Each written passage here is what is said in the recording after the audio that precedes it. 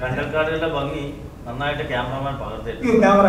നിതിൻ തളിക്കുളമാണ് നമ്മുടെ ഇതിനകത്തെ ക്യാമറ. സാങ്കേതികമായിട്ടുള്ള കാര്യങ്ങൾ അവസാനം പറയാൻ വെച്ചിട്ടുണ്ട്. നിതിൻ തളിക്കുളമാണ് ഇതിന്റെ ക്യാമറ വർത്തിയിരിക്കുന്നത്. മനോഹരമായിട്ട് എല്ലാവരും നല്ല അഭിപ്രായങ്ങൾ പറയുന്നത്. നമ്മുടെ അടുത്ത കുറിച്ച് നമ്മൾ ആ പറയുന്നത് ശരിയല്ലോ. പിന്നെ ഒരു പ്രധാനപ്പെട്ട പോലും വെച്ചാൽ ഈ ചിത്രീകരണത്തിന്റെ ഈ സിനിമയുടെ പകുതിയോളം ഭാഗങ്ങൾ അമല ഹോസ്പിറ്റലാണ് ചിത്രീകരിച്ചിരിക്കുന്നത്. ഇപ്പം ഷാവിയറിനാണ് അമല ഹോസ്പിറ്റലിൽ പോയിട്ട് ഇങ്ങനെ സബ്ജക്ട് പറയും, ഇങ്ങനെ ഒരു കാര്യം ചെയ്യാന്ന് പറഞ്ഞപ്പോൾ വളരെ ഞങ്ങൾക്ക് ഏറ്റവും കൂടുതൽ സപ്പോർട്ട് ചെയ്യുന്ന ഒരു ഹോസ്പിറ്റലാണ് അമല ഹോസ്പിറ്റൽ. കാരണം ആ ഒരു അവരുടെ പേര് പോലും ഞങ്ങൾ ഇതിനകത്ത് ഉപയോഗിക്കുന്നു. കാരണം ആ പ്രൈവറ്റ് ഹോസ്പിറ്റൽ നമുക്ക് നല്ല സപ്പോർട്ടായിരുന്നു. അവിടെയാണ് ഈ സിനിമയുടെ അല്ലെ ഒട്ടുമുക്ക. പിന്നെ ഞാൻ പറഞ്ഞില്ല, സതീശൻ പറഞ്ഞില്ല, ഞങ്ങൾ വേറൊരു വലിയ പ്രോജക്റ്റുമായിട്ട് ബന്ധപ്പെട്ട് ഈ പ്രൊഡ്യൂസർ സൈഡ് പറഞ്ഞതാണ്. പക്ഷെ അതൊരു കച്ചവട സിനിമയാണ്. പക്ഷെ അത് ചെയ്തുകൊണ്ട് നമുക്ക് ഇത് ആദ്യം ചെയ്യാമെന്ന് പറഞ്ഞത് നമ്മുടെ പ്രൊഡ്യൂസർമാരുടെ ഒരു അഞ്ചാനാണ്. അവരെല്ലാവരും ഇപ്പൊ ഉമ്മർക്കായാലും അംസക്കായാലും ശോഭ ചേച്ചി ആയാലും സതീശനായാലും ബിരിയാണിക്കായാലും എല്ലാവരും ഞങ്ങൾക്ക് ആ കാര്യത്തിൽ സപ്പോർട്ട് കിട്ടിയോണ്ട് ഞങ്ങൾക്ക് ചെയ്യാൻ പറ്റും. ഓക്കെ, സാധാരണഗതിയിൽ ഇങ്ങനെയുള്ള സാമൂഹിക പ്രാധാന്യമുള്ള വിഷയങ്ങൾ ഉള്ള സിനിമകൾ KFTCയുടെ സഹകരണത്തോടെ നിർമ്മിക്കാറുണ്ട്. അപ്പൊ ആ രീതിയിൽ വല്ലതും ചിന്തിച്ചിരുന്നോ? ഇല്ല, ഇത് നമ്മുടെ ചിത്രാഞ്ജലിയുടെ പാക്കേജിൽ തന്നെയാണ് ഈ സിനിമ ചെയ്തിരിക്കുന്നത്. ചിത്രാഞ്ജലിയുടെ പാക്കേജിലാണ് ഈ സിനിമ ചെയ്തിരിക്കുന്നത്.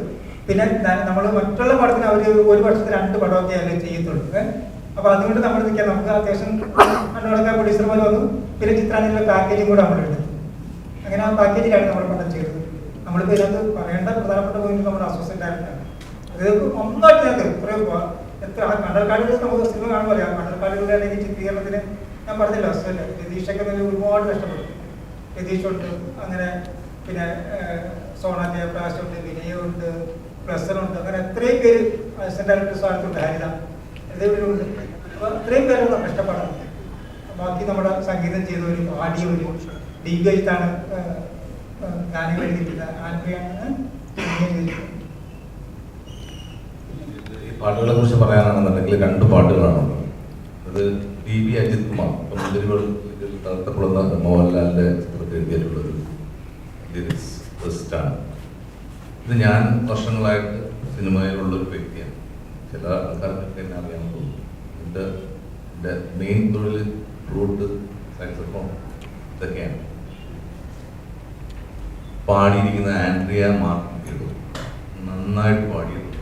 എല്ലാവരും നല്ല അഭിപ്രായം എന്നെ വിളിച്ച് പറയുന്നു. കാരണം ഞാനൊരു മ്യൂസീഷ്യനായിരുന്നു. പ്രത്യേകിച്ച് ഇപ്പോഴത്തെ എല്ലാ ജനറേഷനിലുള്ള എല്ലാ ആൾക്കാർക്കും വായിക്കുന്നത് ഞാനാണ്.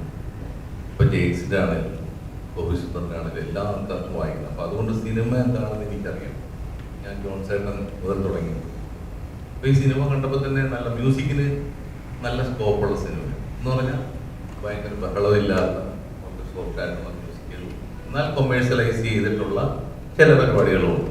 അപ്പോൾ അതുകൊണ്ട് ആ മ്യൂസിക് സൈഡെല്ലാം വളരെ ഭംഗിയായിട്ടുണ്ട്, വിഷ്വൽ സൈഡ് ഭംഗിയായിട്ടുണ്ട്, എല്ലാം വന്നിട്ടുണ്ട്. പക്ഷേ പിന്നെ ഇത് സ്വീകരിക്കേണ്ടതും നിങ്ങൾ പറഞ്ഞ പോലെ അവാർഡ് അങ്ങനെയുള്ള കാര്യങ്ങളൊക്കെ തീരുമാനിക്കുന്നത് വേറെ ആൾക്കാരല്ലേ, നമുക്കൊന്നും പറയാൻ പറ്റില്ല. പക്ഷേ ഇങ്ങനെ ഒരു പുരസ്കാരം കിട്ടിയതിൽ ഞങ്ങൾ എല്ലാവരും ഒരുപാട് സന്തോഷിക്കുന്നു. ഇനിയും ഒരുപാട് പുരസ്കാരങ്ങൾ കിട്ടട്ടെ എന്ന് പ്രാർത്ഥിക്കുന്നു. ഇതിനെ മ്യൂസിക് ചെയ്യുമ്പോൾ ഏറ്റവും കൂടുതൽ കോൺസെൻട്രേറ്റ് ചെയ്തത് ഏത് അതിലായിരുന്നു? അതായത് പ്രകൃതിയോട് ഇണങ്ങിയിരിക്കുന്ന ഒരു ഇത് വേണമല്ലോ, തീം വേണമല്ലോ. തീർച്ചയായിട്ടും അത് ഈ മ്യൂസിക് ചെയ്യുമ്പോൾ എന്ന് പറഞ്ഞാൽ ഇത് ഈ സിനിമയ്ക്ക് ആക്ച്വലി ആദ്യം സിനിമയ്ക്ക് വേണ്ടിയിട്ടുള്ള 4 വരി പാട്ടാണ്. എന്ന് വെച്ചാൽ അച്ഛൻ മരിക്കുമ്പോൾ ഉള്ള ഒരു സാധനം, അച്ഛനെ കുറിച്ചുള്ള പാട്ടാണ്. അത് വളരെ കുറവാണ്. അപ്പൊ ആ സീൻ കണ്ടിട്ടാണ് പാട്ട് ചെയ്തത്. അപ്പൊ പിന്നെ അതിനെ ഡെവലപ്പ് ചെയ്ത് പിന്നെ അത് ഞങ്ങൾ എക്സ്റ്റെൻഡ് ചെയ്തതാണ്. അത് നല്ല ഭംഗിയായിട്ട് വന്നപ്പം എക്സ്റ്റെൻഡ് ചെയ്തതാണ്. അതിൻ്റെ ക്ലൈമാക്സിൽ ഉയർത്തെഴുന്നേൽപ്പില്ല. അതായത് നമ്മൾ ഒരാൾക്ക് എന്തെങ്കിലും അസുഖം വന്നു കഴിഞ്ഞാൽ അത് മാറുമ്പോഴുണ്ടാകുന്ന ഒരു ഇതില്ല, അതാണ് ആ ഉയർത്തെഴുന്നേൽപ്പിന്റെ സോങ്ങാണ്.